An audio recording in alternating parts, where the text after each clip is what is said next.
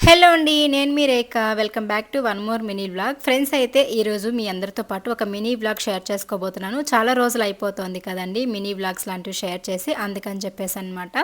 ఇంకా ఈరోజు ఈవినింగ్ అయితే మా వారు వెజిటబుల్స్ అవి తీసుకొనొచ్చారండి. ఇవి వచ్చేసరికి పిల్లలకి లంచ్‌లోకి అట్లా చేద్దాము, వెజిటబుల్ రైస్ చేసిద్దామని చెప్పేసి. మామూలుగా అయితే నార్మల్‌గా వెజిటబుల్స్ కూరలు ఏదైనా, కర్రీస్ ఏదైనా చేస్తే సరిగ్గా తినరనమాట.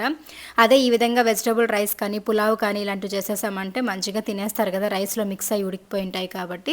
సో, అందుకని చెప్పేసి బీన్స్, క్యారెట్, ఆలు, ఇంకా కొత్తిమీర, పుదీనా ఇవన్నీ కూడా తెప్పించాను. ఇవన్నీ కూడా వెజిటబుల్ రైస్ కోసం అనమాట.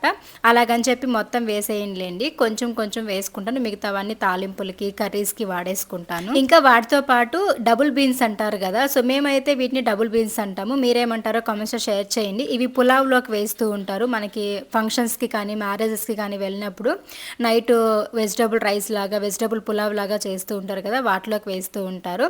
ఇంకా అవి కూడా తెప్పించాను ఈసారి వేద్దామని. ఇంకా పాలనమాట.